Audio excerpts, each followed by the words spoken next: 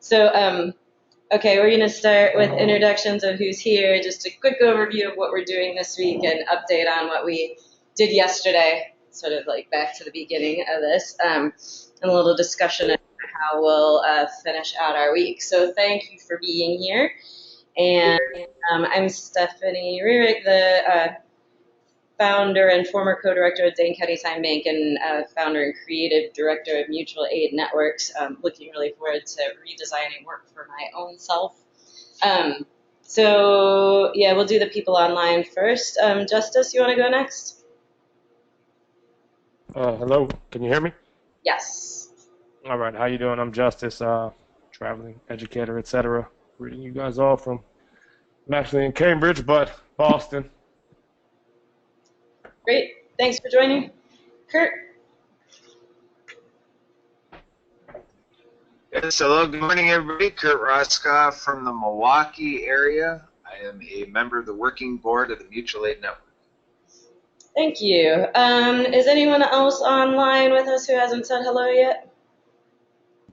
All right. Then Yep, Scott Murto and Collab are here. We're just trying to log in on the computer, having a couple of issues. Okay, so you said you're with Marshall? I'm Scott Murto. Pardon? I'm sorry, what? You said you're with Marshall also? Yes, indeed. Welcome. I'm Scott Murto, Lansing, Michigan, working on the working board of the Mutual Aid Network and getting the Mid-Michigan Mutual Aid Network going and working with Marshall here to get a co-op business going. And I'll let Marshall introduce himself. Hello, glad I can be on the call today. Marshall Clubo from Lansing, Michigan, as Myrtle mentioned, and I'm working with him on all those projects listed. So yeah, I look forward to the call. All right, thank you. And Michelle? Say hello. I was dreaming actually. So. Just introduce yourself. Oh, okay. Yes, Michelle Bowens, PPP Foundation. I'm staying in Madison for 4 months, and I'm really happy to be here for this week. Thank you. Paul. Paul Artzog, futurist and open systems advocate. Janet Jones, just resident of Madison. John Guerin, former resident of Madison, now in Indianapolis, Indiana, with the Indiana Media Co-op, community organizing and consensus. Bob Haugen from the Driftless arm of the Mutual Aid Network Ohio region. Here doing some experiments with mapping resource levels. Cool. Lynn Foster doing the same. I'm Steve Herrick with the Interpreters Co-op, and I guess I'm here to represent the worker co-op community. Great, thanks. So you want to say hi, Laura, or are you busy? Oh, yeah. I'm Laura Garrett. I'm from Madison, and I'm the man bookkeeper and time bank coordinator. Thank you. So, just to give a quick recap of what we're here doing, we are working on incubating mutual aid networks. We have one local one on the ground in Ally Community Co-op, and we are looking to create another one or several, and just looking for the most, for the best opportunities, the most right, the places where what we have to offer best meets the needs, and mutual aid networks are a new type of network cooperative designed to create means for everyone to discover and succeed in work they want to do with the support of their community. We have a strategy of creating networks of networks, where something like Bitcoin, cryptocurrency, seems to be designed to make a mechanism to replace trust in the world. We're really interested in creating networks of real trust and then networking between them, networks of real trust. And actually, some of the things we learned yesterday will really help us understand how to do that as well and quickly as possible. So it's been our strategy to have pilot sites working on the ground, using the variety of tools that we think we can use to really change the dynamics of our economy, make an economy that works for people rather than the other way around, people and planet. Create an economy that creates and rewards abundance and trust and mutual support. So we have different pilot sites in different locations, focusing on different issues. Some people are just working to redesign their work lives in their community. We have someone doing an energy project in Lansing, Michigan. We have a health and wellness project in Pennsylvania, food co-op in Providence, Rhode Island, a rural village in South Africa that's working toward creating a clinic that has already been doing work to bring more clean water, and has started a business for women and girls by women and girls, providing reusable or creating reusable menstrual items so girls will continue going to school when they start menstruating. So all of these different pilot projects are using this framework in some way to further their goals, and we just consider it to be a legal, social, and economic framework for creating opportunities for people to do good work in the world and have all kinds of work valued, including caregiving and creativity, civic engagement, community building, the work that tends to happen as the basis of society, but be undervalued or unvalued or has been built on exploited labor over time. So what we're doing here in Madison is mapping resources, assets and needs, and centering around the networks that we already have. So focused on this geographic area, this whole swath, and I'll describe why. Allied Community Co-op, like I said, is the first mutual aid network. There's a lot of experience in developing these models and using them, and building a cooperative in an area where there's very little infrastructure and very little material support. And then coming up through here in the Park Street corridor, there's Badger Rock School and Workham Center for Resilient Cities. We have Matrix Co-op on the west side, or co-working space, and Horizon co-working space in central Madison. Social Justice Center and its partner organizations, including the Dane County Time Bank, Madison Community Co-op, Tenant Resource Center. Then are in the space that we're in, Willie Street Food Co-op Sector 67 Makerspace. Then up along here we have the Feed Kitchen and plans by Northside Planning Council and others to create a local food production corridor. And then up this way in Sun Prairie we have a capacity building initiative where we're creating neighborhood care teams to really create some decentralized, again, mutual aid frameworks through the time bank for people to support each other and be sure the needs of their neighbors are being met. So that's what we're doing, and we're mapping resources. We've started by focusing on the networks that we are very connected with. And I think now would be a good time to have Lynn and Bob show a bit about what we have been mapping so far. If you're ready. Okay. Oh, okay. So I have way too many tabs. So Bob just sent you another email. Oh, okay. So yesterday we spent some time hanging out in the back corner doing the grunt work of mapping. And had Stephanie and Laura and Boyd helping with the local information, and we were working against the spreadsheet. And I will just give you a little view of where we got. We added in quite a few organizations. We often know what these organizations produce and what they do. We often don't know what they consume to do that, because they would know that a lot better than we would.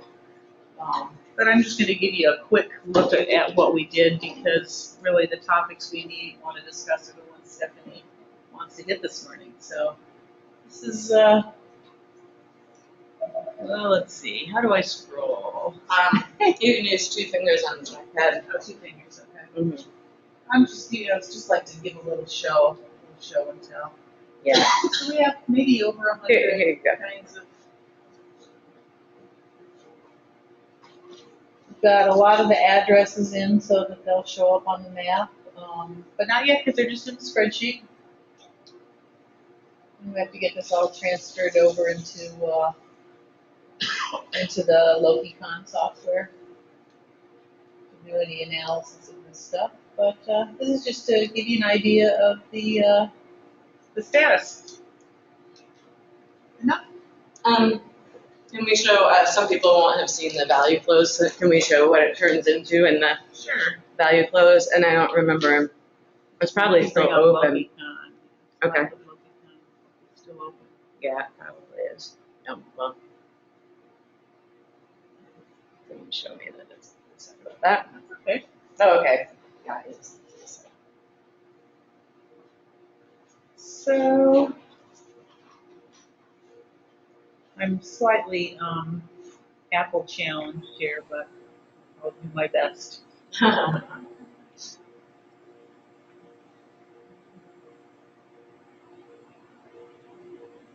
Here's oops. That's not what I want to do.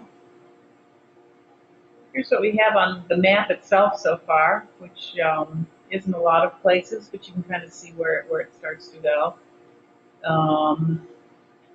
What's the difference between red and green? So there's a legend on the side, and the red is food production, blue is citizens and economic organization. It's just a categorization. We can figure out what that should be.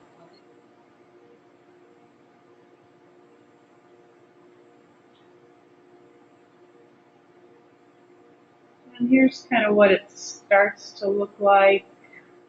We have, you always have to fix this this view, but you can, at least I could if I knew how to, oh yeah, there we go.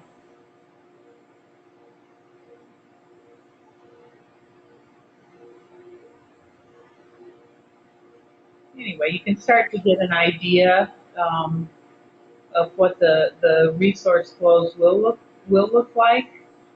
There's a lot of zeros right now because we don't have any numbers, and we'd have, this is all going to take some discussion and thought about what, how to denominate all this stuff and make it useful. But this is the direction.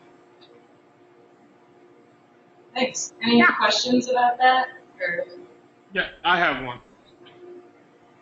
Hello? Justice? Yeah, how you guys doing? Hey, good. How are you? Good. Two quick questions. First one is, where is that spreadsheet? So I can, because there was some stuff I want to change just with the Cartersville community stuff. I can add stuff, and if I don't know how you guys want me to do it, but if that's what you're doing, if you're going through those things, I have a roster. I don't know. I mean, a whole database full of all those addresses. You know what I'm saying, of all that stuff, and I could share it with y'all. I don't know where you want me to put it. I'm trying to navigate these folders from a distance. It's not, I don't know where everyone is at this point. There's just a lot of folders. Actually, we need to get the spreadsheet consolidated into one spreadsheet with a couple of tabs, and then get it into, I guess, I don't even know if it's in a directory. We need to get it into one of those directories. Huh? Yes. Can you share the new copy with Justice? Yeah, and then Justice will, maybe we can touch base, I don't know, after this morning gathering, and figure out if your data should go into the spreadsheet, or if we should just try to take it as a data feed in some way. Yeah, or I could just give it to you, and then you guys could, you know what I'm saying, like as you're going through and doing your thing, you could, Okay, that's totally fine. You guys can make that, you know what I'm saying, you can make that decision as to what's necessary and what's not. Perfect. Email us? Sure. I mean, talking about the additional stuff, yeah, but let me change. I want to change. And then the other question I had is, like, how you're negotiating, like, how are we delineating the nature of the, you know what I'm saying? So all these things, once upon a time, I mean, I have a nodal map that it's kind of like a power resource map. I don't know how to think about it but okay, so basically what it shows is like the boards of directors, et cetera, on all those organizations. Because what you find is that it's a really smaller group, because there's a whole lot of organizations in Madison. And if you go into like committees, there's a bunch of them. But when you go into the individuals who are working at, you know what I'm saying, disaggregate, you'll find there's a lot of overlap. So, and on top of that, like some of the stuff that kind of was brought up at the beginning of the I think Monday session in the afternoon. Yeah. But the political, you know what I'm saying, like how do we negotiate the political realities of those relationships, you know, in terms of representation? Because while there are a lot of organizations, the intersection or the, dare I say, the social-political intercourse between all those organizations is nuanced and specific. So how are we going to see that with this resource flow or network diagram? That is a great question, and I think what we need to do is look at your data. So ship it all. We'll look at it. We'll contact you if you want to kind of be part of looking at it and try to figure that out. Because yeah, there's a ton of like kind of layers of overlay that could be real useful here, but that don't like obviously fit with what we've got.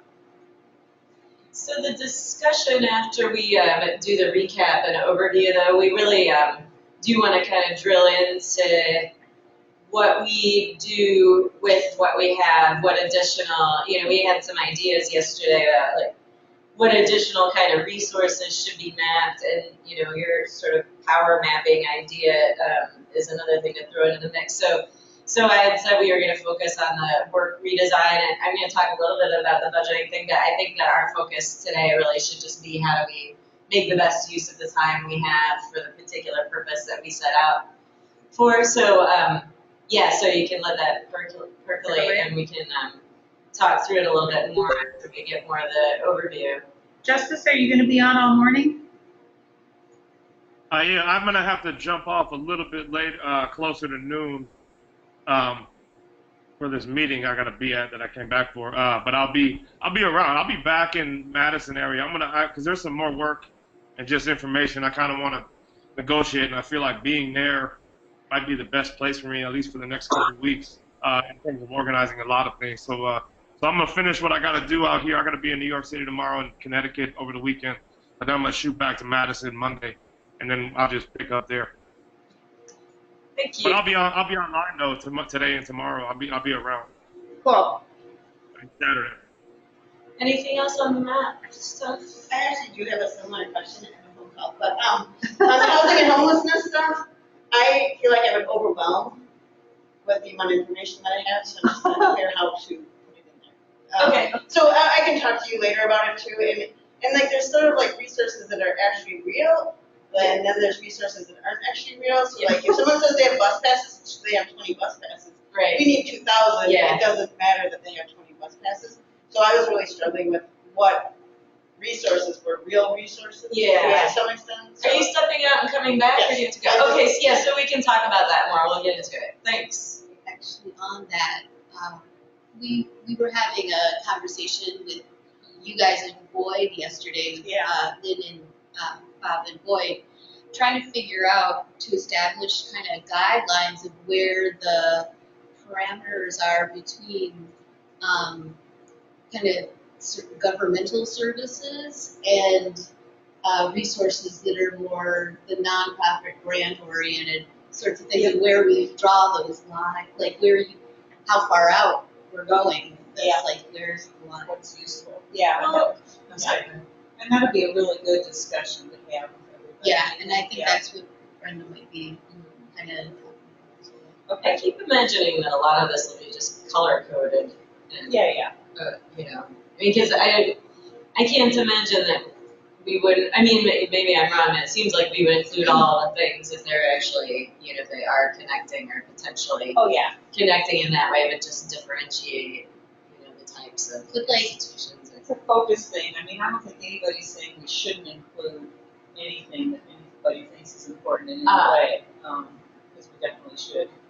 Right, yes, but like when we were talking about Badger Care and stuff like that, I mean, does that go on there? Does it not go on there? It's a resource, it's a huge resource. If you start looking at it from your personal posterity, then you get to those places, whereas we weren't going to those places here, sort of.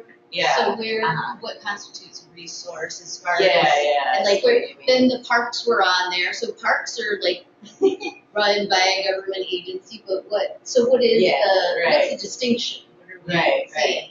Yeah, so there's that, and then there was a discussion about social services, and kind of more funded, outside funded things versus developing our own economic resource flow sort of from the bottom. And frankly, I haven't thought of things like that as being considered resources in this. I've thought more of like, what are the things that we can wrangle to do it ourselves? And then in some way, and then to me, it feels like those fit in different spots. Where it does get granular, like yeah, anyhow, but I don't know. Yeah, Right, good question. so and a tremendous amount more of work to figure out, because there's so many of them and they're so intricate, but also how do they fit with any of this? So it's just a big kind of a, where do you draw the line? Yeah, yeah. Yep. So, yeah, so we're gonna hear a little bit about what we learned from Paul yesterday too, and then come back to how all these things fit and moving forward today. I think, yeah, it's one more thing on the mapping while I switch over to Paul. Should I switch it to your screen, Paul? We had kind of settled on starting with our networks of distribution around, or our networks around like what we're talking about, potential partners for the MAN pilot site. So I kind of think that we're not starting there because we are starting with the tight networks that are already sort of collaborating or have expressed an interest in collaborating, just to start. And then we were talking about maybe food is the resource that is the one resource that we map aside from our network. So anyhow, it is a question of like focus and timing and stuff for the different things. I mean, so even if you're going to expand it later, where are we looking right now so we don't start throwing things out that are really not helpful? Yeah, so yeah. Just going to confuse the process. Yes, that makes total sense. Okay. Oh. So then yesterday we heard from Paul Hartzog about ants and complex systems. So take it away. Okay, I think I can be pretty quick here. So I'm just going to go ahead and run this. This is a simulation of distributed work using ants. So there's a little bit of lag, but you'll see the ants go out and they explore their environment. They are performing work, and they are identifying resources. But they also, and this is the important part, they produce a commons. And in that commons, they place an information pathway so that other, in this case ants, but we could be talking about people, other potential participants can self-select, locate the information, and then contribute to the shared resource until eventually the resources are efficiently allocated. So out of simulations like this, I mean, this is illustrative of an entire field of study. And that field of study is the study of complex systems, distributed cooperation, the production of commons, and that's what I came here to talk about, and I showed some of those things yesterday. And can you show some of the S-curve stuff too? Yeah, I can show another model. I think that might, well, they both seem relevant, but especially the S-curve stuff I think might be really relevant to how we think about maximizing our effectiveness. Okay, so the essence of this model, once it leaps to the screen, is that you have some population, and if you were bridging, making essentially networks of networks, this simulation will show some interesting dynamics that emerge as those elements are connected. So in the beginning, you're just connecting maybe people or small groups, but what happens over time is groups become connected to other groups, and when that happens, the penetration of what's called the giant component, which is the big red thing, suddenly accelerates from having a space of lots of little networks to a space of one really, really large network. And you can see the graph on the left. It starts off fairly slow, and then it takes a dramatic turn, goes up, and then at the top it'll level off again when there's not many more resources or people or groups to connect because you've already got most of them.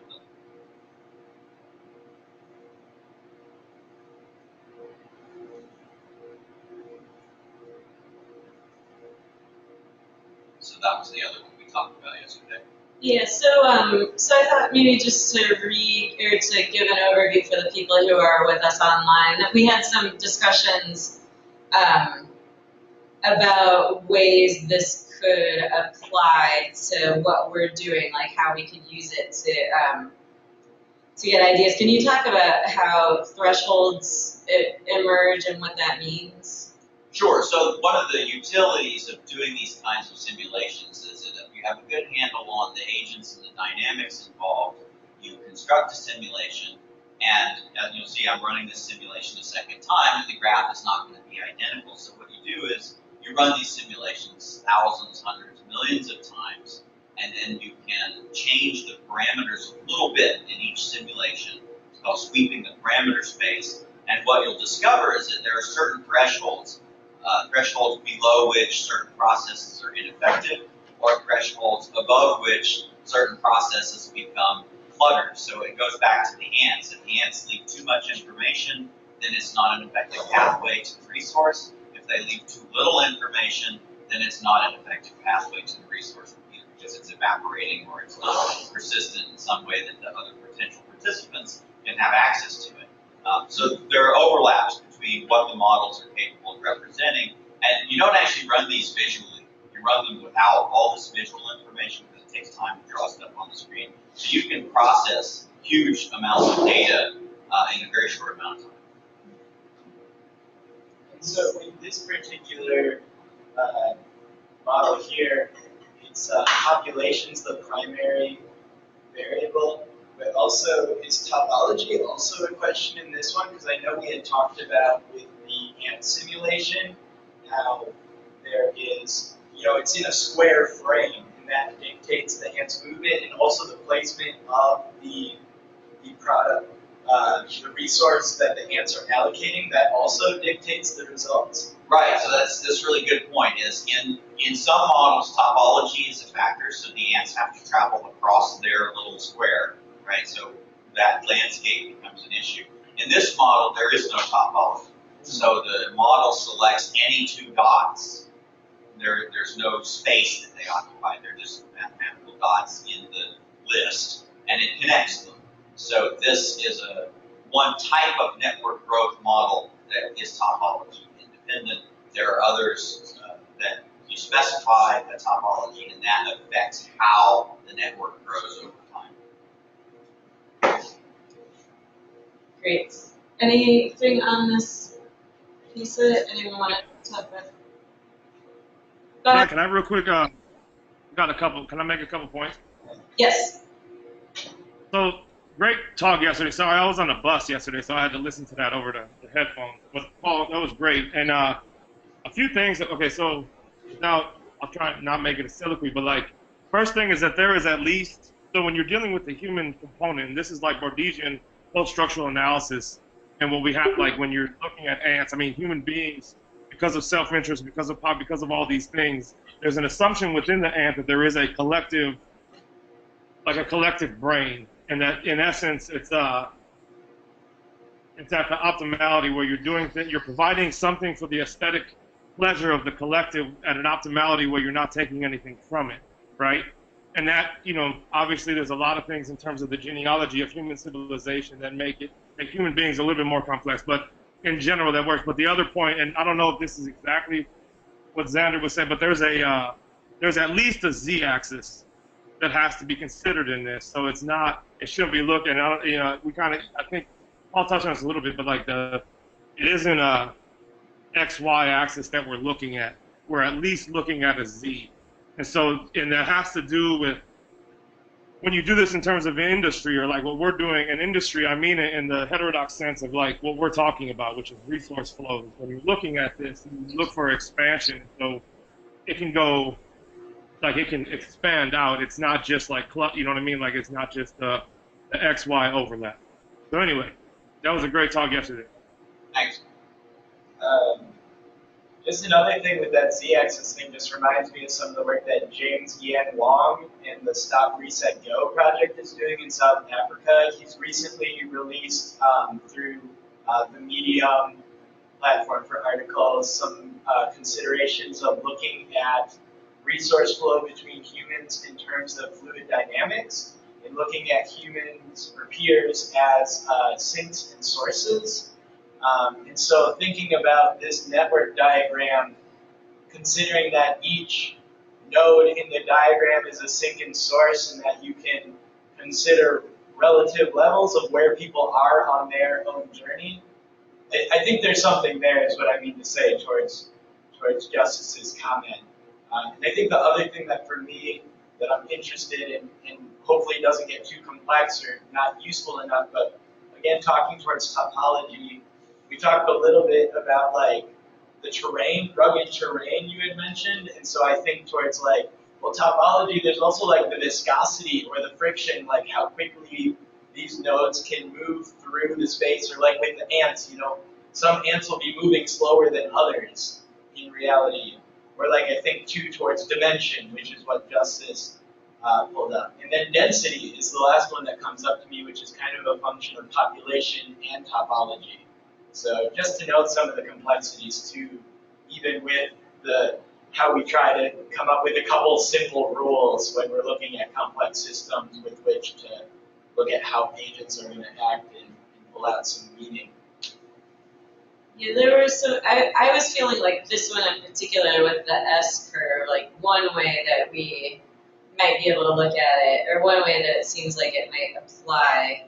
And I'm getting asked all the time what the ideal size for a time bank or a mutual aid network is. And I think these models, and especially, I mean, because we're looking to develop resilient local networks that really require a lot of connections among different people, but also network them together. And I feel like running some of these simulations can help us know, like, what's the ideal number to start with in a location, and an ideal number of pilot sites, et cetera, the minimum number of pilot sites for, you know, where would be the sweet spots toward having sort of rapid growth and connection.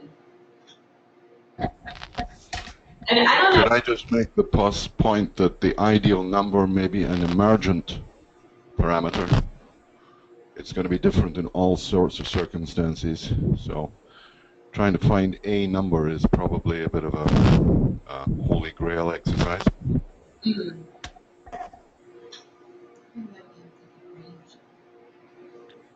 Well, we have the reality of Dunbar's number. And can you elaborate on that? Well, it's the optimal tribal size for humanoids. Seems to be about 150 people, or maybe that can extend out to organizations as well at sort of the next level in terms of effectiveness. That's on the same wavelength as what you guys are talking about. I might not be. Michelle? Those who don't know what it is, you know the correct text. Can you speak up, guys? Yeah, so the Dunbar number is the limit groups can. I'll throw a link in the chat. Once you have 50 people, right here,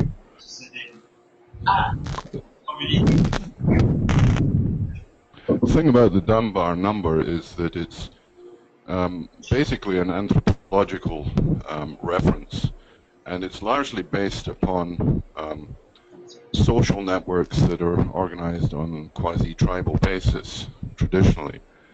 There's nothing in there that deals with Twitter. There's nothing in there that deals with Facebook.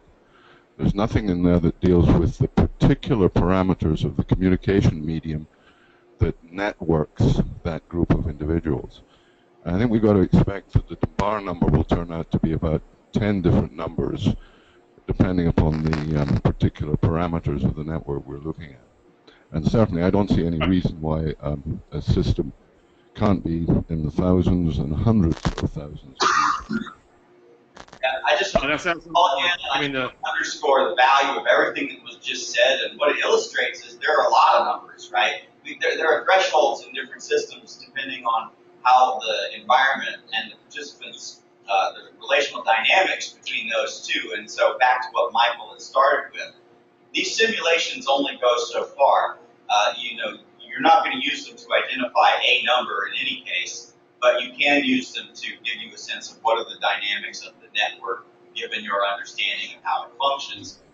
Dunbar's number is a threshold in certain kinds of cases. There are other collective group thresholds. For example, how many participants does an open source community have before it forks, right? So there are lots of different thresholds. The simulations are useful for exploring the dynamics of your particular case, but they're not going to give you any kind of hard numbers about what you should or shouldn't do. They're about understanding the dynamics. Well, but hold on, real quick. I just, this and like, and the complexity specifically when you're looking at economic, like, the thing with this is to the point of it doesn't show Twitter. It also doesn't show mass incarceration and entire economies that are supported off the feeding off the human body by way of exploitation. And so, this is where I was going with the other, at least that z-axis. And the issue with, okay, so you're going to get these overlaps of your resource flows. This is the stuff that, I just kind of put this as the overview on Sunday, but the deal is that when you have an economy that's, like, how do you, it gets very sticky.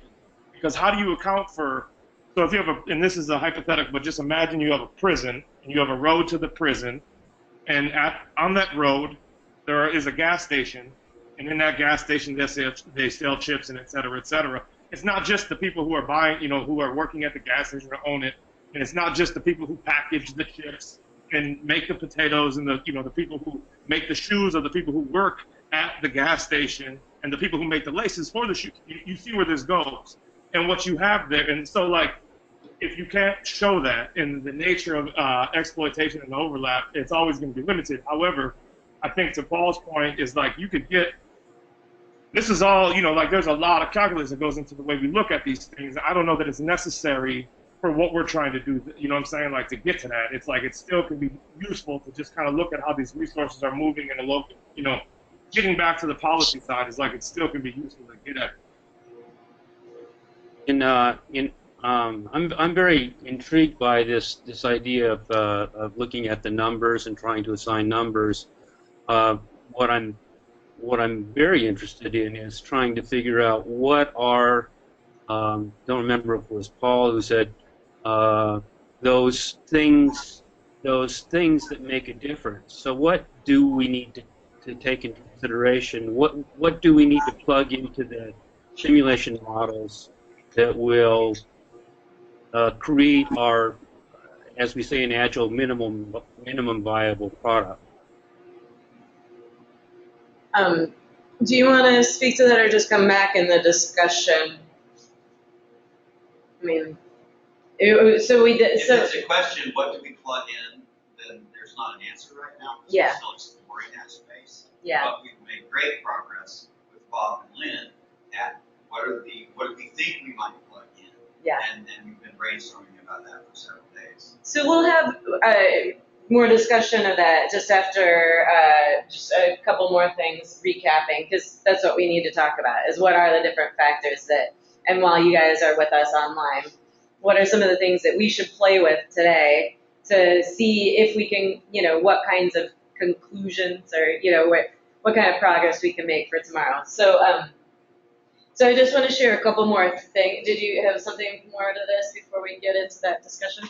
I was just thinking again towards geographic base and geographic reach continually seems to be some potent attributes, especially towards thinking about people incarcerated, because when you're incarcerated, your reach is totally locked up, like, within that system, and incarceration is not the only form of, like, social incarceration, like, people get stuck in a lot of systems. And so, but I think about, too, like, books for prisoners type projects and things like that, or, like, different educational resources that can be brought to prisoners. Like, that's something that I would like to see, like, right, if somebody has it in their reach to get into the prison, that would be useful. That's hard to map, but just starting to think about that concept of base as being the area someone has a stake in, and reach being, like, actually their mobility and they're able to interact even outside of their base, if that makes sense. Yeah. Okay. So, and we're going to come back to talking about more of the attributes. So, yep. Stephanie, not to sidetrack you, but I just I'm trying to figure out, since I'm not there, I don't know how many people have computers and have them open, and if I want to share something on say a Google spreadsheet, how should I just go use Bob's spreadsheet and add a tab to that? There's only about well, why don't I change it to you? Is this Steve speaking? Well, I haven't put anything together, but while we were continuing our recap, I was going to pound some things in that I have. Yeah, so Ideas. I'll just have you share your screen when you're ready. Yes. Okay. All right. Sounds good. 2 minutes, we're combining the two separate spreadsheets back into one so that people can get to it one place. So about 5 minutes on that. I can't hear that. Do you need to do it in Bob and Lynn's spreadsheet, or are you just going to make your own? I can do it on Bob and Lynn's spreadsheet if that's the easiest way to do it. I just want to make sure. Probably a reason to do that unless it's totally related. Go ahead and make your own, and I'll show your screen when you're ready. Okay, great. Okay, thank you. So, comment on spreadsheet. I just merged the spreadsheets. They're still at that tiny URL that John set up on Monday, okay. Which I will send to you again. Okay. And email, you want to email? Great. Well, are you logged into the web meeting? Because you could post it in the chat. Okay, I'll get into the web meeting. Okay. Okay. So we've been kind of going back and forth between the bigger picture sort of resources, partnerships, organizations. I want to get back to the intentions because I really think what we do here is this stuff. So there's like all kinds of things that could be mapped for the future and like much more elaborate stuff. But we came here really to be able to set ourselves up for some forward action built on networks and like 0 degrees of separation partners. So that's what we did start with, like who's in the room, who's been like talking about this, working up to it, who showed up the first day. So all the first people we mapped were people who were here the first day, organizations who were represented. Because in the short term, we want to use what we have to create better distribution or implement better distribution of resources. And we had a lot of focus on food the first day and each day. And then medium term, we really want to establish an understanding of what constitutes a basic human livelihood. And I'm going to come back to that in a minute because it's a bit more complex. And really work toward redistributing the resources we have and developing whatever resources we need to give everyone a basic human livelihood in the area. And then long term, look at how we can use mutual aid network structures to incubate enterprises to fill in gaps in local resources. And the intentions are all to explore the global connections we can make, do something replicable, everything's open source, articulate well that we're creating things that can be used a lot of different places, but the baseline conditions for every location are going to be unique and need to be really taken into consideration. We wanted to really connect with current action and develop intra-city and inter-city networks, be explicit about the role that race plays, focus on well-being. So, and engaging the schools actually came up at the beginning, so I think that's something to take into account. So what we need to do for the next couple of days, we can really think about like longer term, bigger kinds of things that we would want to throw into this overall. But I think that we might be able to distill a couple elements that we need to focus on so we can get to something actionable from where we are here today. So in terms of the basic human livelihood and related things, everything about mutual aid networks is about redesigning work and giving people an opportunity to have a good life, being whole human beings, and really valuing all kinds of work, including the kind of work we do in our community and our families, our creative work, the work we do on ourselves to educate ourselves, learn, develop skills. And the current economy doesn't value most of those types of work, mainly only values the productive work that we do to meet the material needs of ourselves and our families. It's usually like the paid job that we have. So we are looking to design something that values all kinds of work and create opportunities for people to actually live well doing those kinds of things. And then one of the tools that we are creating to help that process is we're calling it posterity budgeting.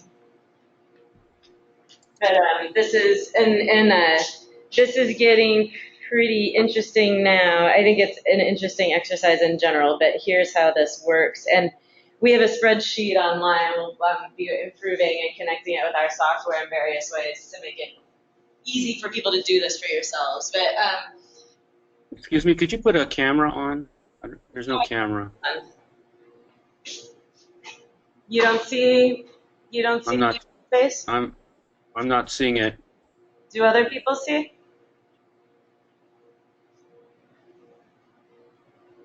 Interesting. Here it looks like that's what's showing. Are you wanting to go to? What do you see? You're seeing it too? You see what? I'm not seeing it. This is Kurt. I don't see any webcam. That's really strange. What do you see on your screen? I just see the screen sharing for the web meeting with the details of the meeting. That's it. Does anyone online see the camera?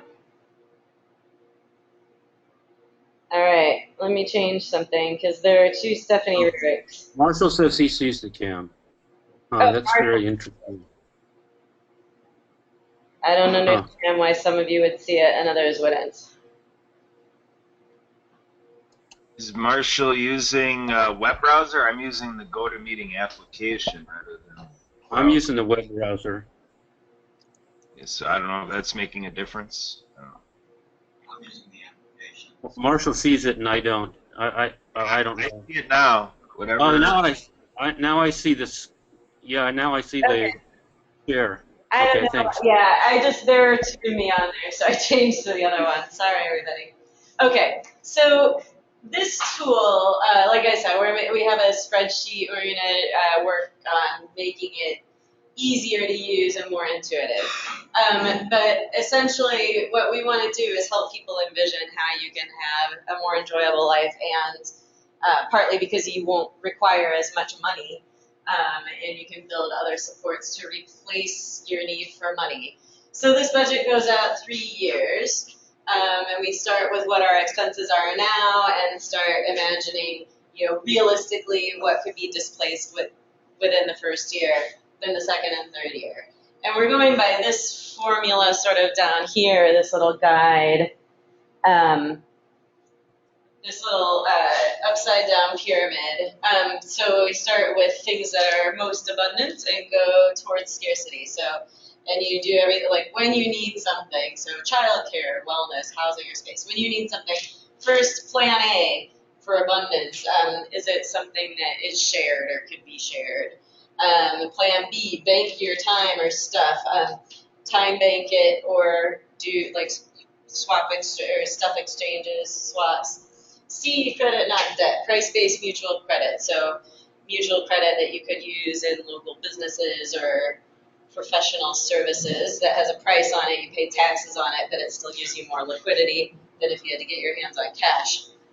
D, plan D, decentralize the risk or de-escalate and de-escalate the stress. When you do need money, is there a way to tap into a savings pool for some of that money?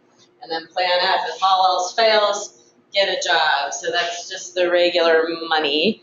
We kind of color-coded them. So these numbers over here, I'm really happy that Justice pulled this together for us. He used the MIT living wage calculator on Madison to show with the average costs here, what would constitute a living wage. And we took the example of one adult and one child.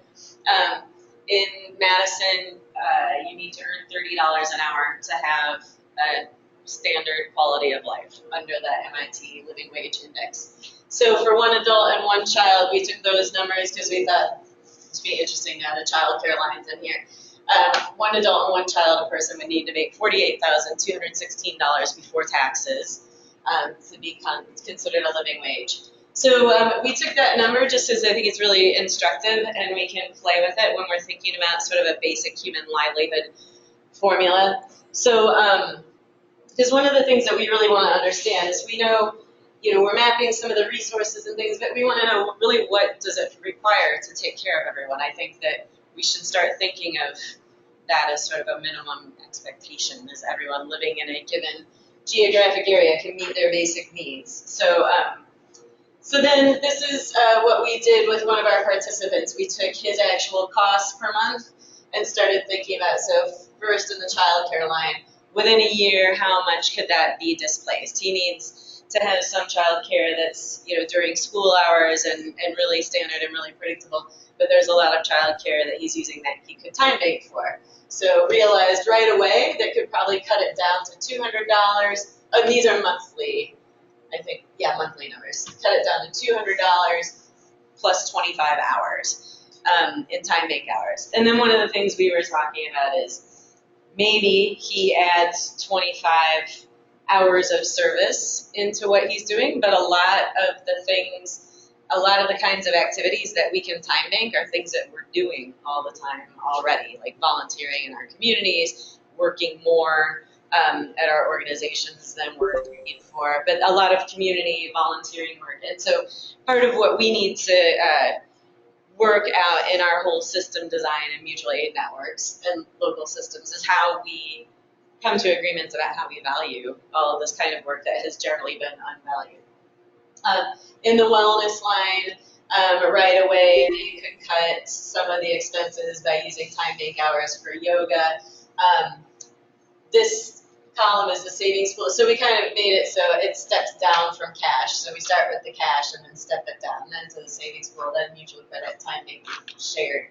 But a way to reduce your health expenses with a savings pool is you can create a savings pool for people that that gives us a chance to just get catastrophic health insurance, and the savings pool we tap into for things that are under our deductibles for like lower level health expenses. And that's something that there are tons of models for. That's what African American mutual aid societies were based on, is paying people's health expenses. Paul Glover, who's on the board of the Maine Man, ran Ithaca Health Exchange for several years, where people paid a $100 premium for the year. It was open to people around the country. You pay $100 for the year, and then they would pay people's health expenses. They started off only covering broken bones, and they quickly were able to pay. They paid every claim that ever came in, and I don't know what the threshold was. They were able to negotiate really good discounts with health providers because they paid so much more quickly and with so much less hassle than the insurance industry. And I've known about this for a while. I think I was a member for at least a year, but I've known about it, and I remember thinking it's just a matter of time before they're shut down by the insurance industry. And I heard that the insurance industry did come after him, but just learned from him that he fought back and they won. The insurance industry did not shut them down. They had done that as a step toward opening a free clinic in Ithaca. They got where they needed to be and opened the free clinic, and it's still happening. And they just stopped running that health exchange. But that's something that happened and does happen. And I bring that up because a lot of times people don't try things because we assume it's not allowed, or we assume it won't be allowed if they find out about it. And I think we just need to be a little bit more bold if we'd like to see things change here. So we're going to come back to this evening. There is a web meeting this evening as part of a weekly onboarding series that we're in the middle of for new participants in Mutual Aid Network. So we'll get farther through this exercise than we've done later on tonight. But this just kind of shows you some of the ways we step down the need for money. We didn't do much in the sharing column, but a lot of times that's the biggest place we can sort of reduce our expenses. So for me, when we did this exercise for me, I started saving a lot of money on food, for example, by having time bank members cook for me instead of going out to eat so much. I can get shared food a lot of times. At the Social Justice Center, we're looking to create a swap and a CSA drop spot, and there's going to be a lot of opportunities for people to share food more. An example of the kinds of things that we should be able to do really short term. Laura got all this food for us this week, donated from a group called Food for All, that's collecting food that would go to waste otherwise, like from Epic Systems and other places, and they have more food and more offers of food than they know what to do with. So we certainly can make some things happen pretty easily, getting that food around to more people or having drop-in meals or things like that. So that's the overview. So continually going back and forth between sort of the big picture and the individual picture, and they clearly, in my view, need to work together for us to accomplish some of our goals with redesigning our local economy. And with that, I want to share what we have planned for the rest of the week, and then let's talk about how to maximize our time today. So tomorrow, what we decided to do is, in the morning, we'll be synthesizing what we've learned over the week. And first of all, we'll hear from Michelle Bowens. Just talk about however you want to wrap things up for the week. And then we'll talk about sort of highlights that we want to show the world from the week here. And then we're going to make a video. So tomorrow's work session is going to be making a video that summarizes what happened here so we can get the word out. And we'll show that on Saturday morning when we're joined from people in other places around the world. So today is sort of about identifying what are the, which loose ends could we tie, and taking it from there. Questions, comments? Should we just start that conversation?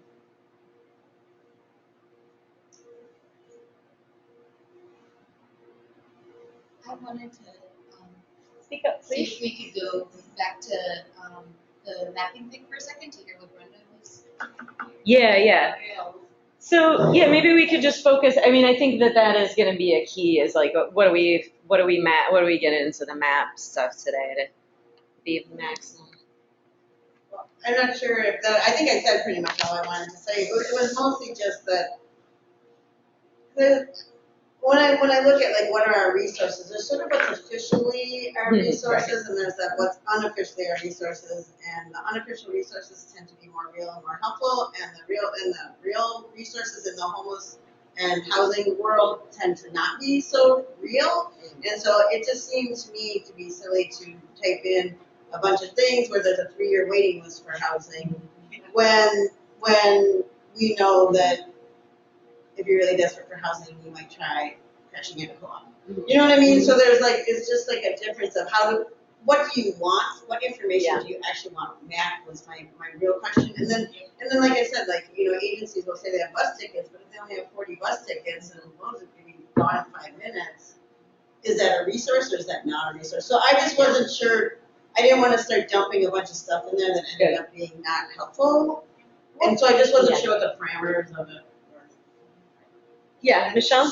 Oh, sorry. We need to talk about that, Yeah, we did whittle it a bit. I do want to talk about how we've whittled it so far. But Michelle?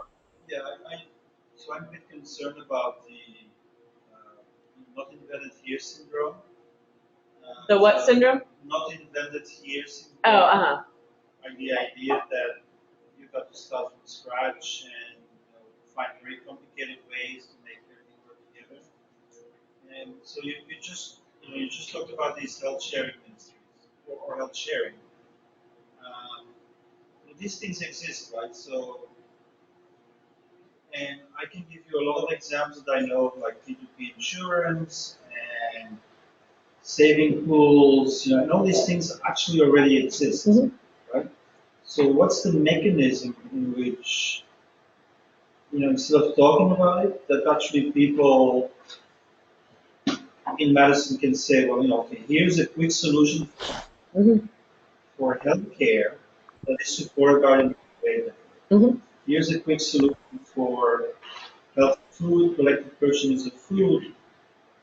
You know what I mean? that's the plan, totally. Yeah, we're going to start a savings pool this year. We just have to get to where we can. Yeah. We're planning to start at least But what I'm saying one. is, maybe there's already something going on, in Chicago where it works. Yeah. Right? So you don't have to invent your own savings pool. You can just plug in. Oh, you mean like join someone else? Yes. I see. But the demand is like also knowledge pool where, people who don't know how to do this could say, okay, this is what we recommend to solve your health sharing, your health costs. Yes. Does that make any sense? Oh yeah, totally. So when we've been talking about this budgeting tool, for example, that's one of the plans. So we would go into the utilities line, for example, and it would be a link.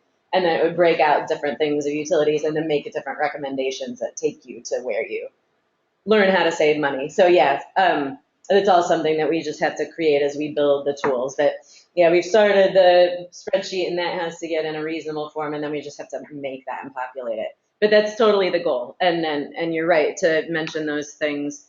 And we want to be just a repository where people can find what's happening and see the easiest path to doing it. Can I? Hello? Yeah, go ahead.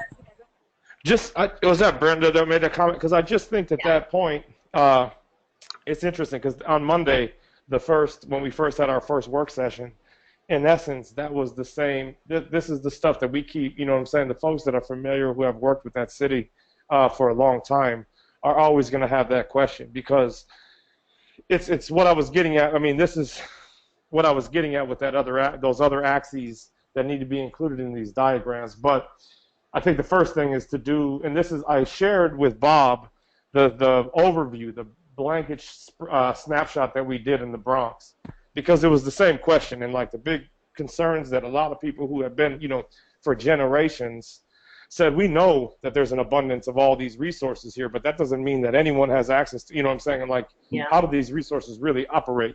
And just because they exist, and it's easy, and this is like the first thing in Boyd in my presentation on Sunday, the idea is to not look at these universal maxims and just try and plug them in. And I don't think that's anyone's intent, but like the idea of those axes is that the first thing you do is you lay it all out. And I think, but being deliberate that that's a first layer of a multidimensional model that you're creating. And so you're creating your first layer of all the things that exist. Where is there all these potential things? And then starting to get through, you know, basically sector by sector, going through how they actually operate now, and then discussing, you know, because at the end of all that whittling, when you get down, that's where we're going to get our actual resource map. Even though you're in a place that I could tell you right now is an abundance of resources. I mean, there's no doubt about that. It doesn't mean that, you know, anyone can access anything, but it just means that there is an abundance there, and it creates this facade. And I think that's the modeling, if I was to do, when we teach this in terms of racism as a mathematical principle and like how it works that way, and when you're looking at these cities, I think that's one of the striking things about the northern industrial United States, is that these are very wealthy places that have a lot of the worst records of inequity.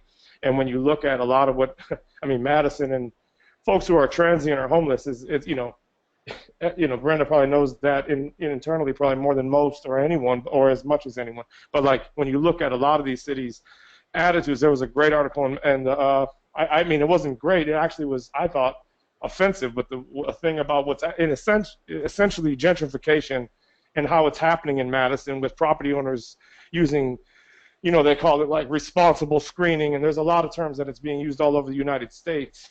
But that was in the paper yesterday, and I was thinking about everybody when we were going through this, and that like these places, there's no doubt that Madison has an abundance of resources. When you look at like examples of where this is working, go to Pine Creek in South Dakota. They're doing phenomenal work with the same principles in an area that has nothing. And so like when they're having to rethink the resources, it's really important that we do that. But just to echo that, I know that this is where we were Monday afternoon. Yeah, well, I feel like we got beyond it, though, in the last couple of days in this way. So I just want to share this because I think we're taking this into account fully as we're mapping it. We're starting with our networks that are currently, and this is the do-it-ourselves networks. So we are starting with current partners, and that's what we just decided to list it as 0 degrees of separation and 1 degree of separation. So like I said, we're starting with the people who were in the room for this. And in the room, I mean, we're actually in the room on Sunday that also are broadly like in the room participating in discussions, being active. So there's the Ally Co-op active group of people, and you know, Badger Rock is more like half a degree of separation, but they've said that they want to, you know, they want to do things that are like very concrete. So we are starting in the do-it-ourselves thing. So here's what I would suggest as we think about, we talked yesterday in the work session about just making sure the networks, you know, of currently playing together or expressing willingness to play together, people are represented. And then maybe as a resource, just maybe focus on food, because that has been highlighted. That Allied Co-op people who came said that's the main thing we need is a grocery store and food. And we know that there's like tons of food in this neighborhood in some areas that aren't getting healthy food. So that might be a start to just have the networks of willing participants and then the food to see what we could do between those two things. Or it might make sense to start with another thing, but I don't really think I don't think for today, I mean, we have these couple days left, that whole like listing the resources that people can't access or they're too, constricted, and I don't think there's really a point of that. Like, I think that is a separate sort of power analysis, and when we've talked about this leading up to it and during it, like, this is intended to be action-oriented to create some recruiting kinds of tools. Like, if we show what we can do with like a do-it-ourselves network, and then we show, well, we need you, Porchlight, to participate in this way, it would unlock this kind of thing.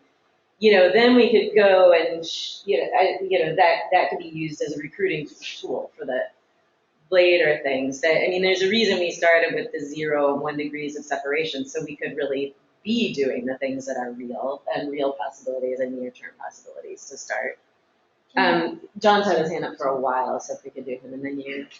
So I think a lot of folks here are pretty interested in like conversations that lead to action, and I think that I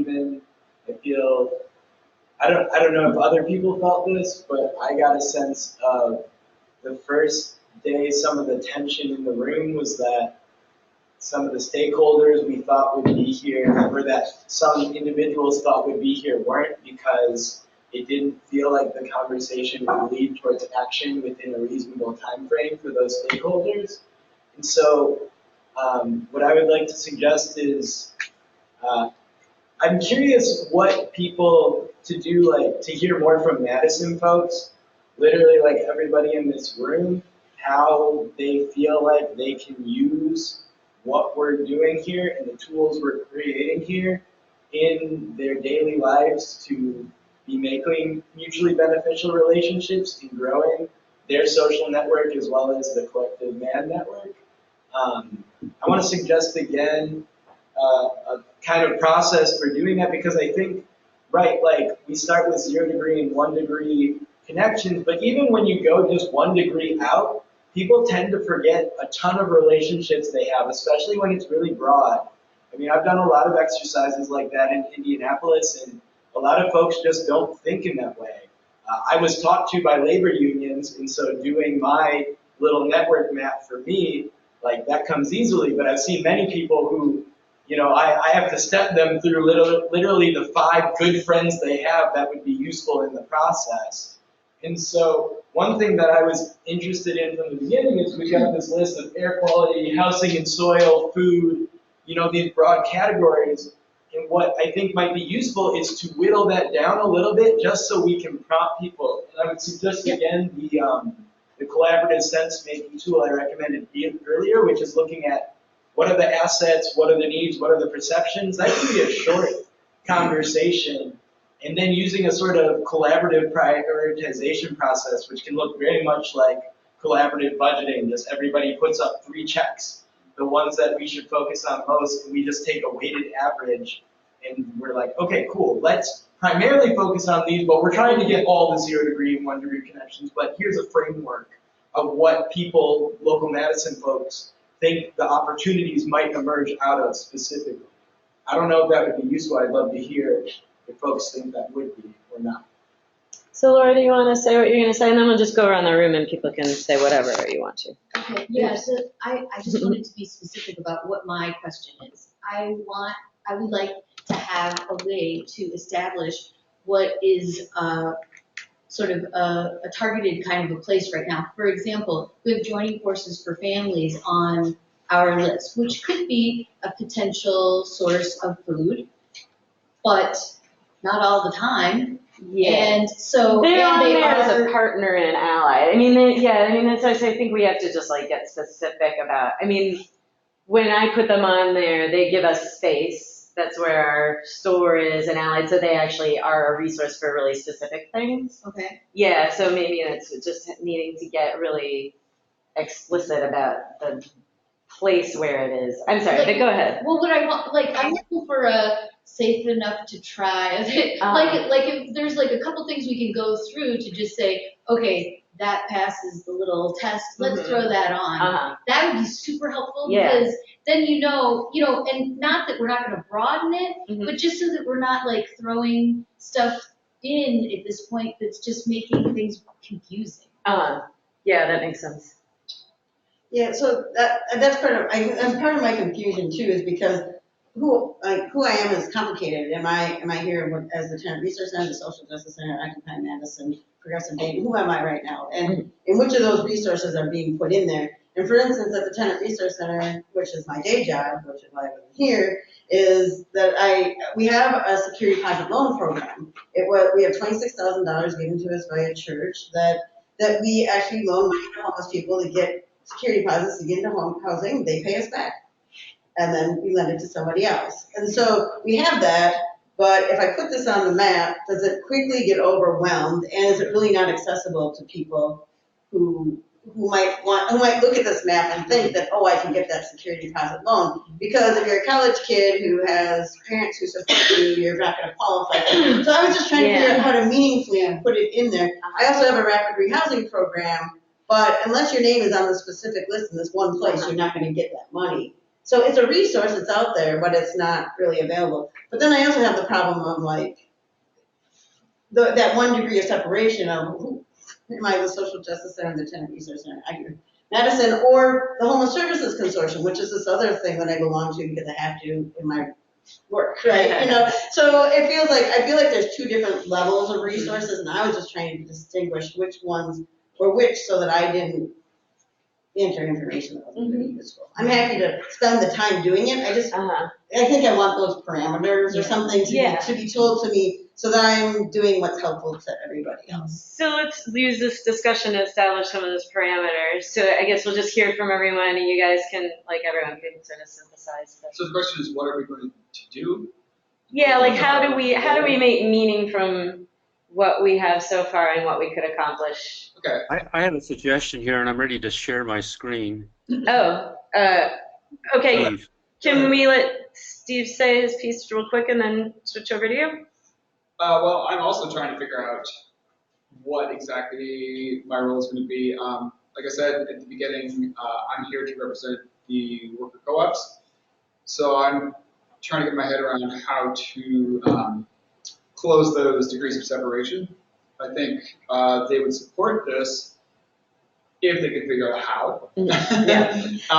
The big thing that I keep coming back to is the grants that the city is going to provide to start new worker co-ops, and that's all still pretty abstract, but the thinking is that hopefully the kind of worker, the field of endeavor of a lot of these worker co-ops, obviously ultimately will have to be decided by the members, but hopefully a lot of them will be food oriented.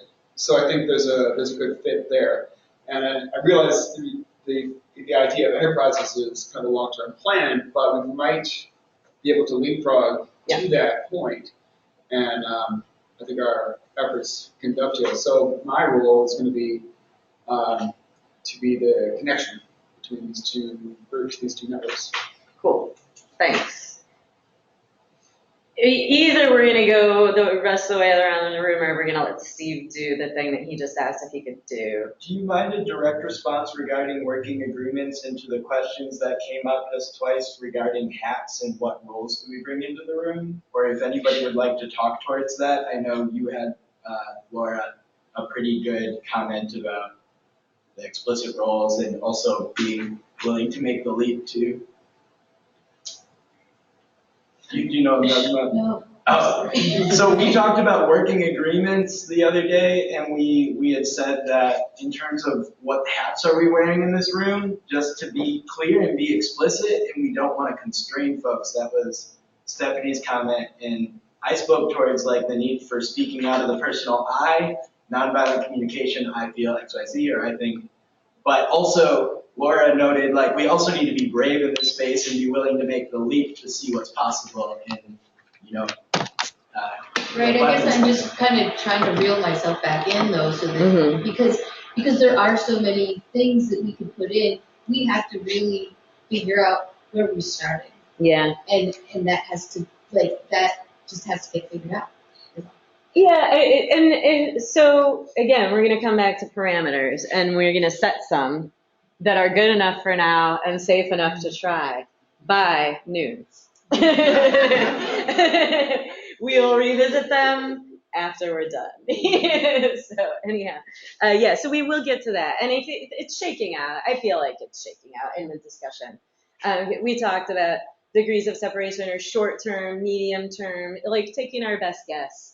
You know, like I know you've seen this. We made a spreadsheet about grants before, like trying to get funding, and we just like make a guess about the percentage likelihood we'll get this grant, and then the percentage that we'll get of the grant, and then we change them to zeros. Never mind. That's why we need the man. This man better start walking soon. All right, Steve, I'm switching over to you, okay? Okay. Oh, it's telling me I have to download. I'll turn off my camera. Oops, I put show my screen, but I should be showing your screen. Okay. Which one of my 18 windows do I want to go to? I don't want the entire screen.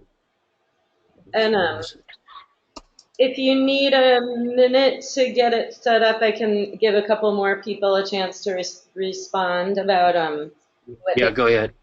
Okay, so should we go to the Madison people first and just directly answer this question about what do you, or I mean, do you have thoughts about what's been said so far, or do you want to hear from all the Madison people about what we see taking forward? Well, I could say what I would like to do today, which may dovetail with what some people do or not. It's like yesterday, between Laura and Boyd and Stephanie and Lynn, we got a whole lot of information put into that spreadsheet. Today, since Steve is here, I would like to get all of the local worker co-ops down to the spreadsheet. And then I want to start seeing what we can do with all of that information, try to put it together. And as I start working with that, I'll be kicking it around with Lynn, and I'll come around and bother people and ask questions and try to refine stuff. And so I'm trying to come up with something out of all this information that we can show for the week. This is what we do. We got all this. Not only did we get all this information collected, we did something. Cool. You know, and so that's what I would like to work on today. Okay. Yeah. So I just 2 seconds of seconding that, and yes, definitely let's figure out our focus exactly as Stephanie said. And by the way, since Brenda and Steve are sitting there, let's not worry about that focus for a second. Let's get all this information captured. Yeah, because you were talking about resources that we might be missing and things like that. So yes, some of this we're just collecting, you know. Yeah, we can just do that off of the side of something that's. Yeah, we're just sitting over there putting stuff in. Cool. So can you see my screen yet? Yes. If you want to make it a little bit bigger, that would probably be good for us here. Okay. Is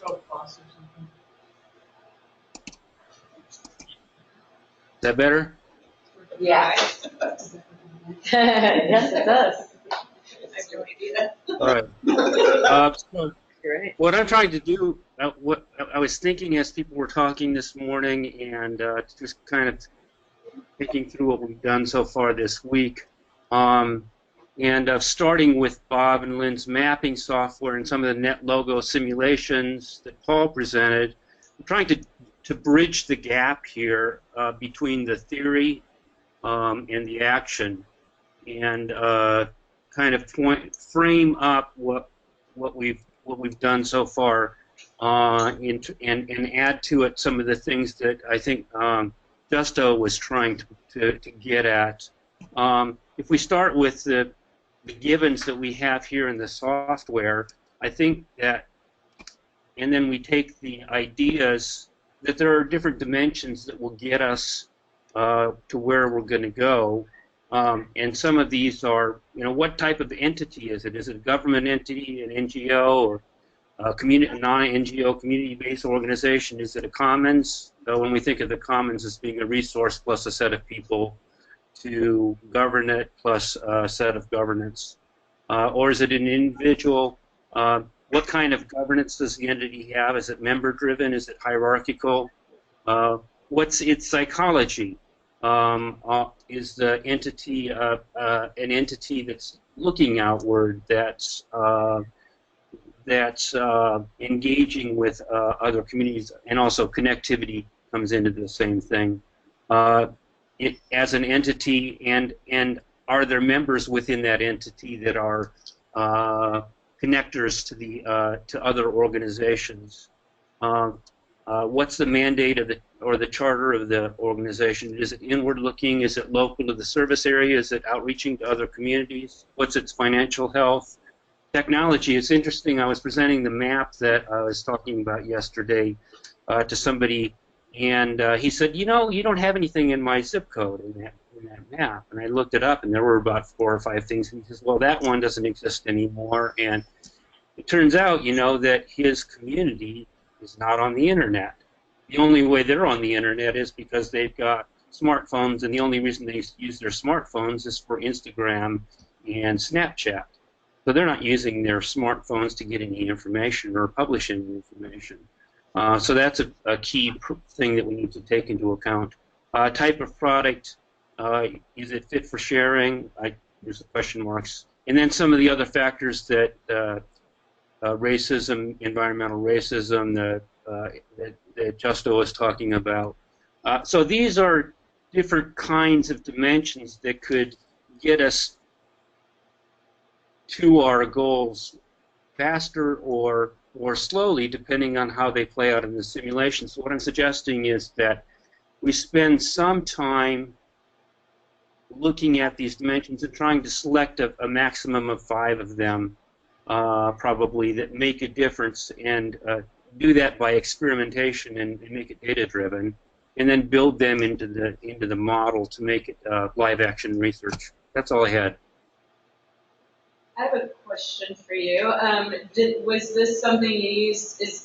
You said you did the sharing city mapping with Shareable? Did you? Was this a process that I used in my? No. This is just a brainstorm. Oh, okay. Off the. I am curious. I know Tom will be with us from Shareable on Saturday, so maybe we get this there, because I'm curious about.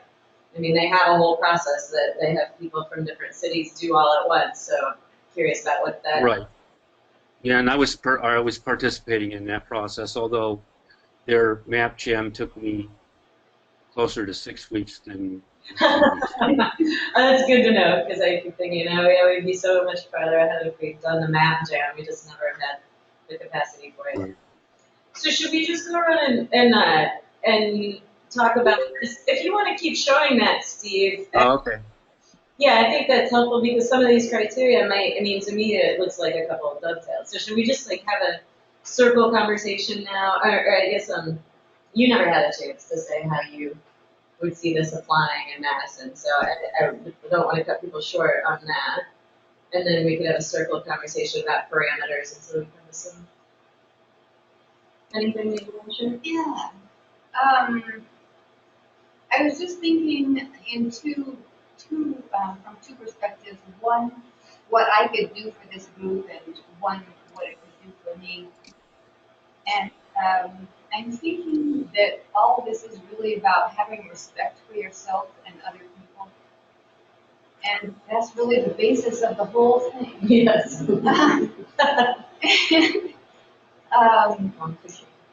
It's not complicated, right? No, but still. Well, anyway, what I was thinking of is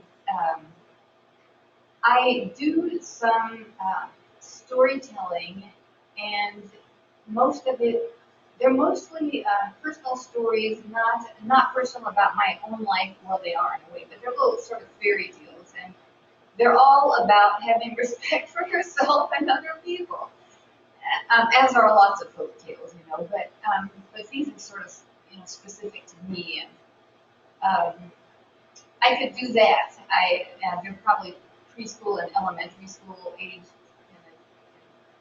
The other thing of what it could do for me was when I saw your little upside down pyramid here, I finally understood what this is all about. I just didn't get it before. Because I heard all you guys talking, and you're so eloquent and so, into your specific aspect of this issue. I just didn't get it. But now I do. All right, good. So anyway, that's all. I'm really glad that you said that, because I just thought of that in the last couple of weeks. I was like, oh, that's simple. It's everything great. that's come before. Yeah, it's very clear. Good, thanks. That's all. Okay. Why don't we just keep going around the circle and we'll shift into the parameters conversation. However you want to have it. Some ideas have come up. I'll just throw them all on a piece of paper, and then we'll just sort of whittle things down. So, John, did you want to say anything to the parameters question? The connectivity piece is, I was wondering about engagement was another word that came to mind. But, eager to see how it goes forward. Paul? Anything?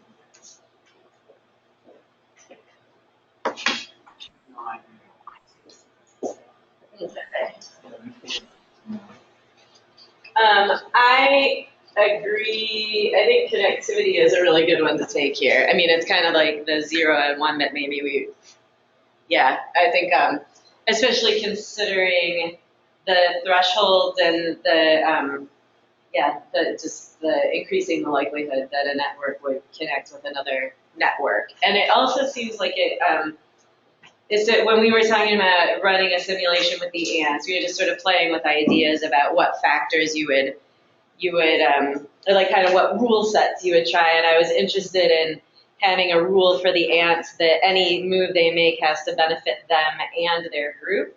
It'd be interesting to see what happens differently if you could do benefit them and their group, benefit them, their group, and another group. Just like to get a sense that, I don't know. Well, I will go ahead and mention, I started a document in the man shared folder that's a simulation proposal. So how you go, the process that you go through to begin discussing how you can put together some simulations. Anybody, it's in your shared folder, shared doc. Anybody can go add to it, look at it, please do. My weakness in these scenarios, and being totally frank here, is I start from that future vision of what could be after all the infrastructure's in place, and I'm terrible at what we do today. So that's why I like to talk to city councils or people like this and share insights and potential directions, because I'm hoping that they're good at what I'm bad at. Right? So I'll try to participate as effectively as I can. It's just not my strength. Cool, that's helpful. Anyone online want to say anything to this parameters question before we continue going around the circle? I just really quick want to, and then I'm going to step up, but just as an example to move forward is to look at the complexity of JFF, right? Because it's not a monolith, right? So JFF doesn't necessarily support, I mean, at a broad sense, the infrastructure that supports JFF is what allows it to support the working allied. but this, but there's individuals that are doing that work because it isn't the same. You know what I'm saying? Like JFF or the NRTs are very much member driven, right? And so this is just kind of a good example using the Steve, I think the spreadsheet, is to think about that you can have one thing, and think about how it operates in these different places with different weights and why. And I think, for instance, I think it's really important that we acknowledge the work that you, Stephanie, and everyone that's been doing the time bank and the restorative justice work have done in Allied, because it isn't, what I'm saying, like it's unique in that sense. But I like it though. Everything is good. Thanks. So it's joining forces for families and neighborhood resource teams. Thank you. You're welcome. Anyone else who's on the web meeting want to speak to this parameters question? I'm not going to call everyone's name. Just unmute if you'd like to say something. Yes, this is Kurt Roskoff. Mm-hmm. Basically, I just want to continue my advocacy, which some of you experienced in ECHO, that I repeat it, but it is with universal design, accessibility, integration, inclusion, accommodations, thinking of people with disabilities.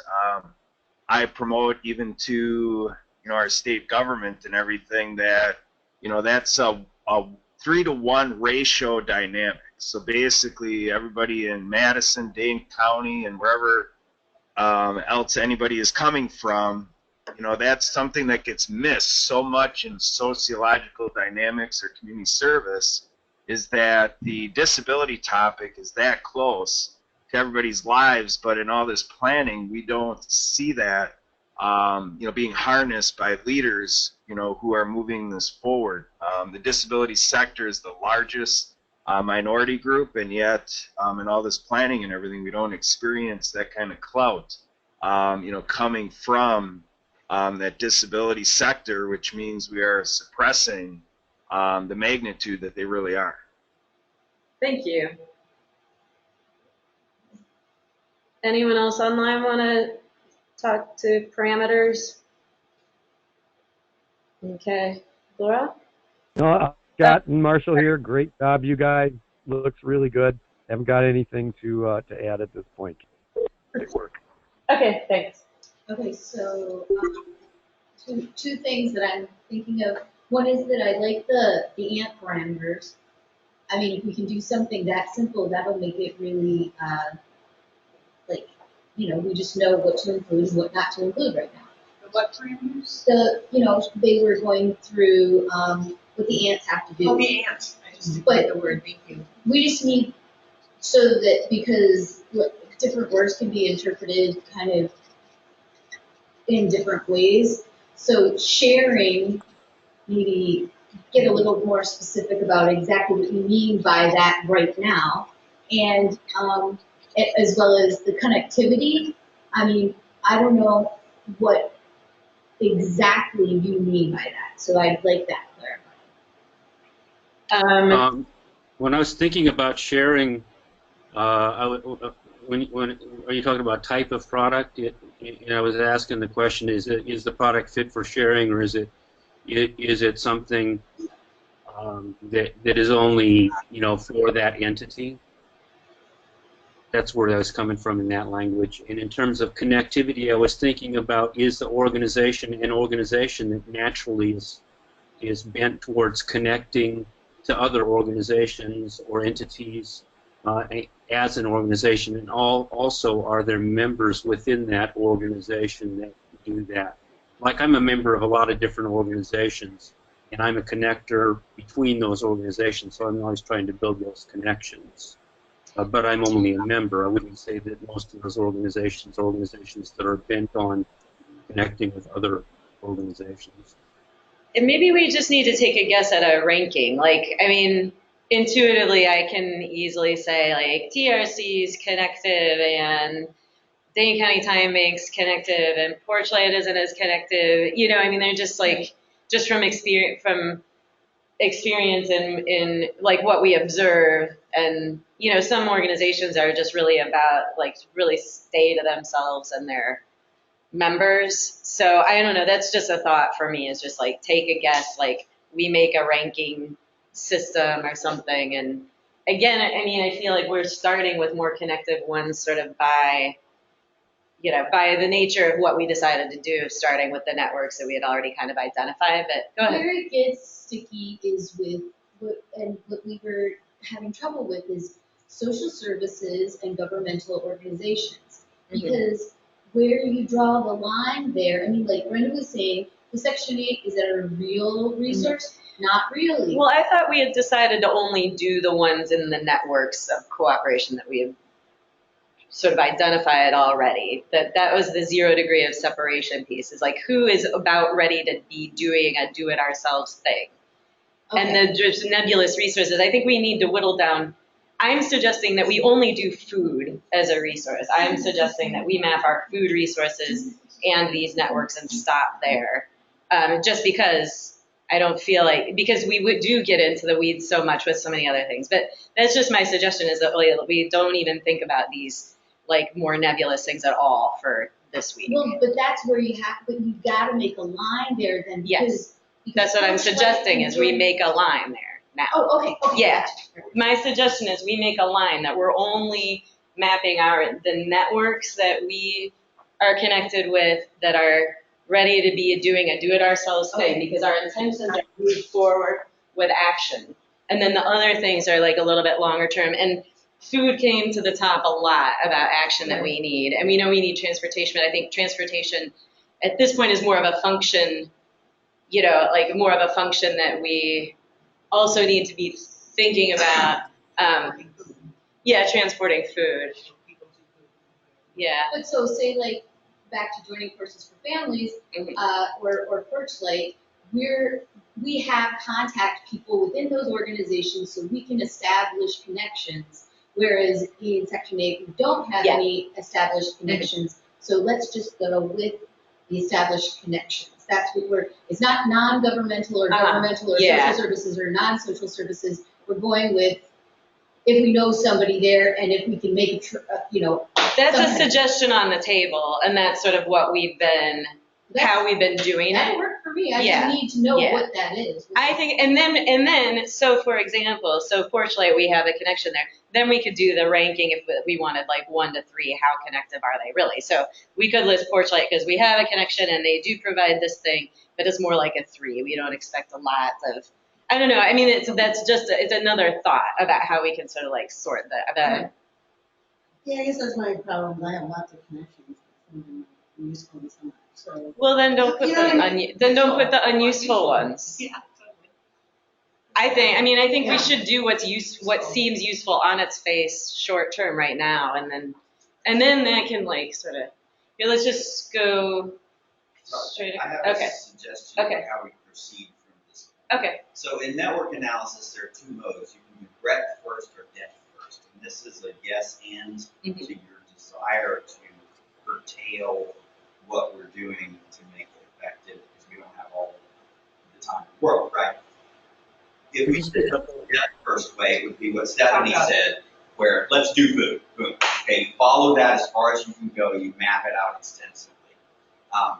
And the problem is that you would end up 6 months from now or a year from now with a really great food network here, but you wouldn't have infrastructure because everybody else's other needs wouldn't be getting met. So the other way to do network analysis is called breadth first, which is where you start from a certain point and you get everything around there before you go another degree out. So Stephanie had started this week talking about degrees of separation.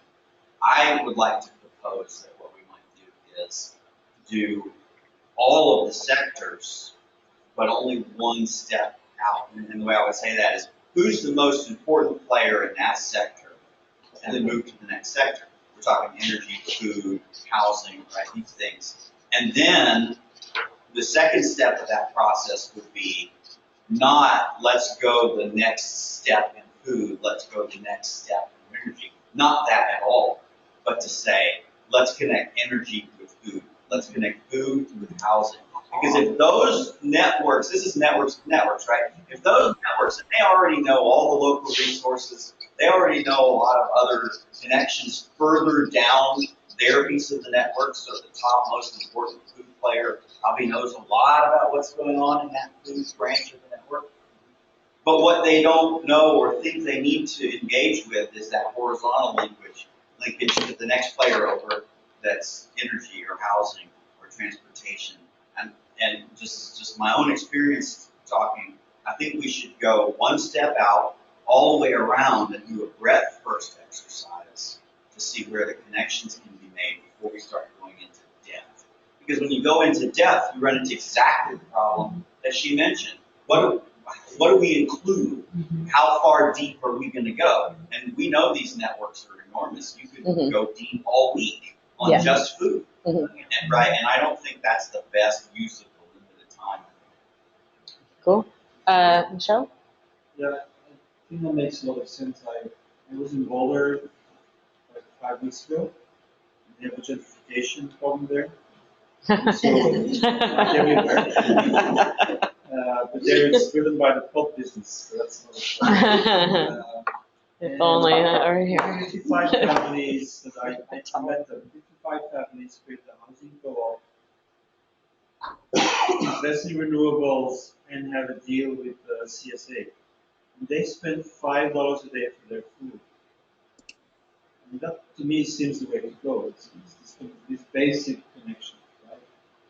And they're tremendously effective at a small scale, and they probably have money enough to, invest in a housing co-op. So maybe not for everyone, but the kind of general idea that if you got these three basics together, then with a minimum of effort, you can go really powerful. Cool. So we have a proposal that seems like a synthesis of a lot of things that we're talking about. I mean, should we treat it as a proposal or just keep throwing out other ideas? Are these the sectors that I just wrote down? I heard you say energy, food, and housing, and I added transportation because it's kind of core to this. Do we want to go that far? We're talking, what do the people that you're trying to help actually need? Yeah. That's a minimum viable network, right? That's what you need to fulfill. Lynn? So we know we have a huge list of 0 degrees. We could, instead of making this list, just do the 0 degrees for your first level and then see which of these we have. Yeah.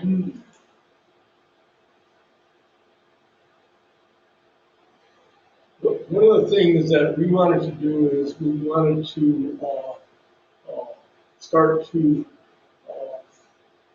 condense the list of resources because they sort of wander around all over the place. And so this looks like starting a condensed list of resources so we can start putting, okay, is that housing or is that what,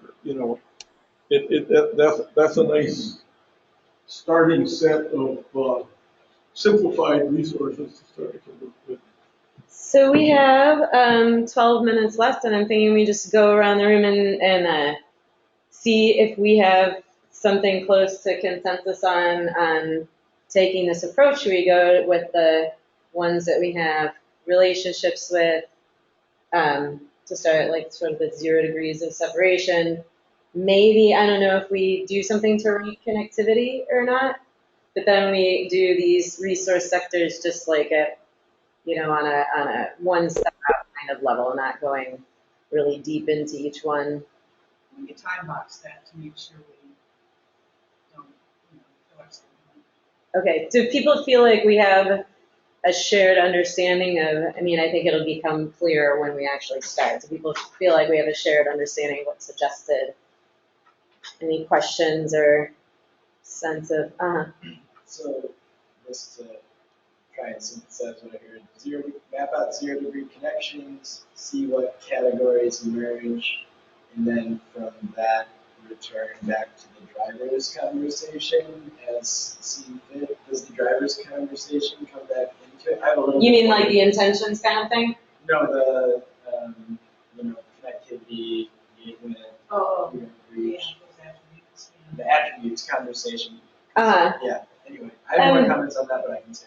Yeah, the only attribute that we discussed in the discussion about adding is the connectivity, that I don't know if we want to talk about adding others, and I don't know how much more you want to change things for now. So do you want to add at least an attribute of connectivity? I think that's quite interesting, just considering some of the other things we're looking at about what's our maximum, like how can we be most effective growing these networks most quickly with the array of assets and means we have. Connectivity and degrees of separation. Their overall connectivity, so these are the degrees of separation. I mean, we're saying people we already have partnerships with, that they may or may, like some groups are much more partnering, collaborative organizations than others. So that's what I interpreted the connect. So how likely are they to bring others into your network? Like sort of an attribute of a group. Yeah, that's how I interpreted it. And we don't have to, I'm just trying to get clarity on what we're proposing so then we can see if everyone is down with it. Okay. I think we can add attributes fairly easily. We maybe can't add ways that those all connect into others quite as quickly, but I want to make a quick comment about connectivity. Like I understand there's a sense of how people are, and then there's also connectivity that's going to derive from the mapping because you're going to see lines. So, oh yeah, John? Yeah, just towards that, I don't know if we're doing the round robin just to finish this off. Was my synthesis correct? I should check in on that first, I guess. Or like, what's the proposal that Michelle Bowens brought to the table? Are people feeling good about that, or between Paul and Michelle and me?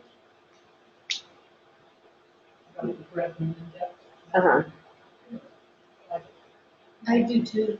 I think though that it's going to be so like if you're looking at how to fulfill those needs right away, like which kind of goes back to the posterity budget. For me, one of those needs is going to get filled by a non-connected source because I'm going to need probably assistance with from Badger Care to be able to cover the savings pool stuff for the insurance. For me isn't really reasonable at this point. And so, but because we don't have connectivity there, I like it because it limits it, but on the other flip side of that, it won't give a full picture of how somebody. Yeah, no, not for an individual, and I think we have to go at it from both directions. And so we've been flipping back and forth between sort of the collective big picture and the individual, and I do see them. Yeah, I mean they are completely interconnected, but I mean that basic human livelihood is more of a medium-term thing, partly because it is, we're not close to there unfortunately in our current way of living, but I think we need to drill into that and then those sort of needs. Right, and that's going to go down the line. I'm just saying what I like about it is limiting. It does answer those questions. Like, does it go in? No, because we don't have a way to deal with the state. Yeah. So, but. Okay. No, that's great. Thanks. Yeah, go ahead. Question. How do you want to go about this? I mean, is this like discussion process? Is this a do something on the wall process? Is this separate into group process? I bet it's a little of each in the 2 to 4 session, and I'm not totally sure. And we have 10 minutes left with our web participants, so I don't know if we want to, so I don't know if we want to like save our process for the group for later when we're not joined by the online people. So maybe we can set that up after lunch if that's okay. But or discuss it during lunch what our process would be. Time to think over lunch. Yeah, so let's go around and have a checkout, which can include anything that you want to share. If you have additional parting thoughts about what we should do, I want to make sure everyone here is good with this decision. Everyone understands it roughly and is comfortable with it, the way we're going forward, and just like any checkout thoughts that you might have. So I'll start. I'm good with this approach. I feel like it's helpful to narrow things down. Laura? I'm very happy with what we came to because it's a clear yes or no for me. Cool. I now feel like I know how to Good. I wasn't sure, but Good, and also good. I apologize for not being able to be there. That's okay. Thanks for doing all the other things. I also like it because it's doable. It's something that's accessible, something that we can build on our existing strengths and resources, but also because, as Paul was saying, if the people in the network know the network, then hopefully this will become self-replicating. Yeah, cool. I like it. Good. Yeah, it makes sense to me. Great. I guess just before I check out, my one comment was the big piece for me is like identifying driving attributes, the variables with which we intend to experiment versus emergent properties and thresholds that we hope will occur, and how much we want to even think about those now versus push those out, which I think is kind of the process conversation. And I would just say, like, the connectivity piece is challenging to me because I see connectivity as like there's the connection and there's also the feedback loop. There's consistency of communication. Towards the ant thing, there's the evaporation rate, like how long does signal stay, and the signal could be even the signal of an actor's existence or like a service's existence. Yeah, so I'm excited. I'm excited to look at the drivers where they're making my short list.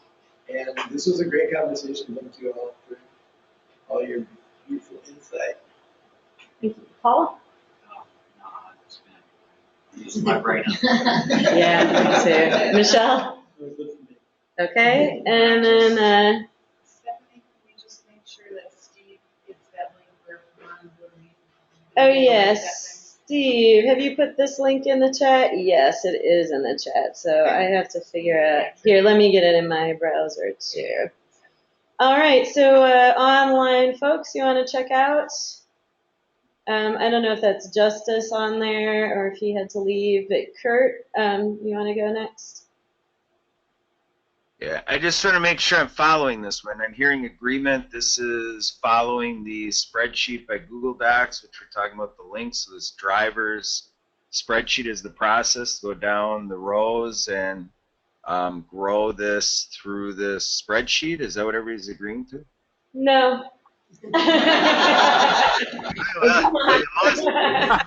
What is it? Just to be brief, no, we decided to really narrow down to mapping our existing networks of the people we know want to play in this do-it-ourselves context, and then going sort of shallow across the different sectors of resources: food, energy, transportation, housing, clothing, so we can sort of go broad first to see what the connections are currently and what are sort of ripe sort of connections that could be made before we go deep. And then maybe or maybe not, we'll use connectivity off of this spreadsheet as one of the factors, but it seems a bit complicated, so I don't think that we totally have a clear picture of that yet. Does that seem Okay, so degrees of separation would kind of play into that because you're starting with 0 degrees of separation, and then to go to that next degree of separation, you're carefully considering these other sectors like housing and stuff? Is that kind of how? Kind of, yeah. Focused on our networks and then seeing what of these resources are already in the networks. But anyhow, yeah. So we're gonna have to hammer out a bit more of the details in our group process as we set up the work session.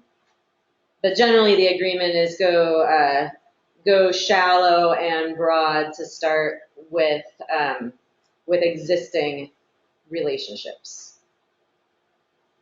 Okay. Well, I guess, my input would be, again, something I echo and repeat myself on, but pulling from the 5 major sociological institutions.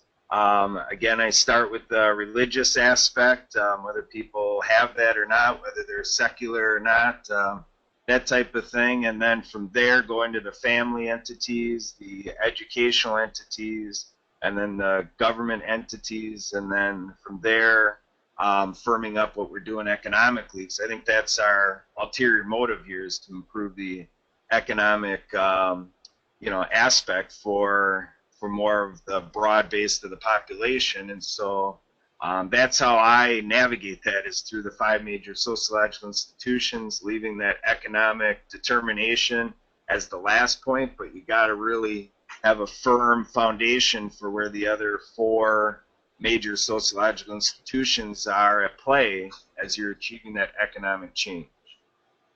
Thank you. Is that Steve? No, that was Kurt. Oh, that's Kurt. Okay. Were some other people going to join in this spreadsheet creation process from people who are online?